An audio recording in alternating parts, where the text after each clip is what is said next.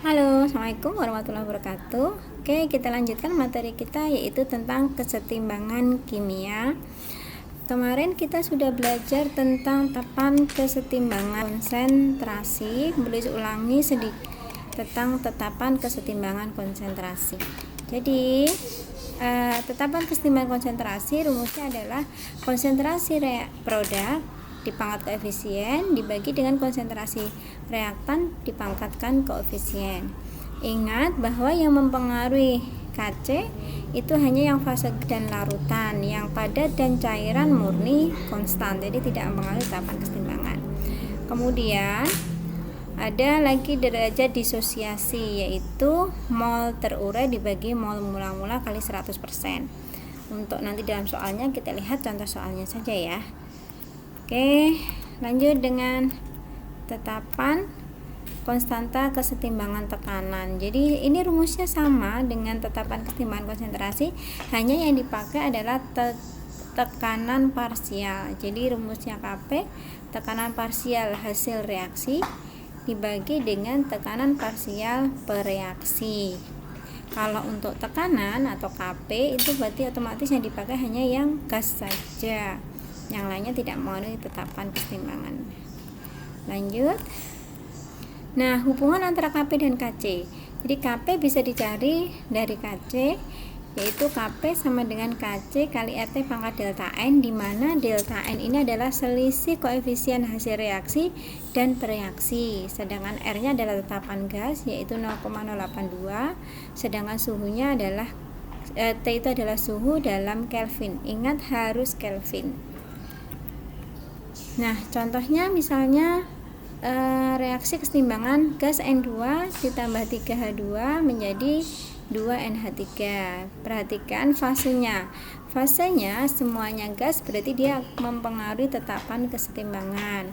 Jadi kalau Kc berarti konsentrasi NH3 pangkat 2 dibagi konsentrasi N2 pangkat 1 kali konsentrasi H2 pangkat 3. Nah, demikian pula kalau Kp ya sama, karena ini fasenya gas semua, berarti tekanan parsial NH3 pangkat 2 dibagi tekanan parsial N2 kali tekanan parsial H2 pangkat 3. Karena gas semua berarti mempengaruhi Kc maupun Kp. Untuk contoh yang kedua yaitu CaCO3, fasenya adalah S atau solid, Ca menjadi CaO juga S atau padatan, dan gas CO2. Jadi kalau untuk yang contoh kedua, karena CaCO3 ini dalam fase solid, CaO juga fase solid, maka Kc-nya hanya menggunakan konsentrasi CO2. Demikian pula Kp berarti hanya gas CO2 saja. Jadi Kp sama dengan tekanan parsial gas CO2. Itu ya. Oke. Nah, sekarang kalau dalam contoh soal perhitungannya, misalnya dalam ruangan 5 liter berlangsung reaksi kesetimbangan 2SO3 menjadi 2SO2 dan O2. Jika 1 mol SO3 ini akan diperoleh 0,25 mol gas O2. Ingat di sini 0,25 mol itu adalah pada kesetimbangan. Tuh ya. Jadi nanti dihitung dulu terurainya berapa. Jadi kita pakai MRS, mula-mula reaksi sisa, atau mula-mula kalau dalam kesetimbangan berarti mula-mula terurai dan setimbang.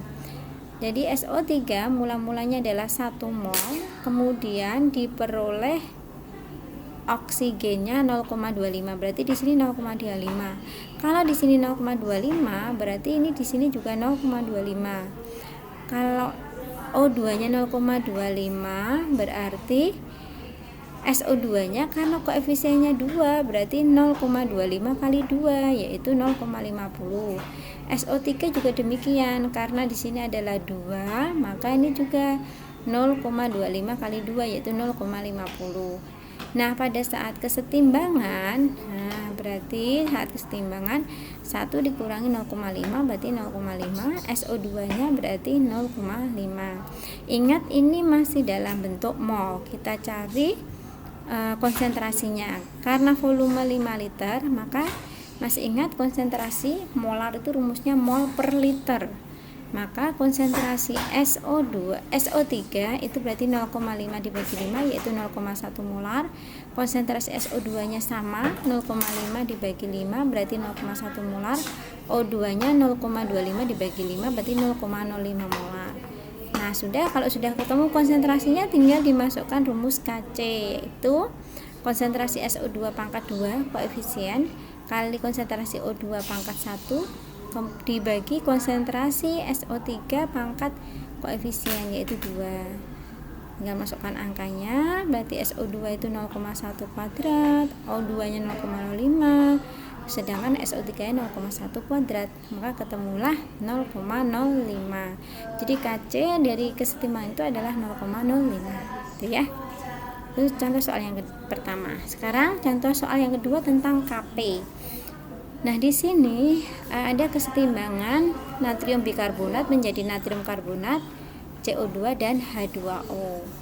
Ternyata tekanan total saat setimbang adalah 0,04 atmosfer.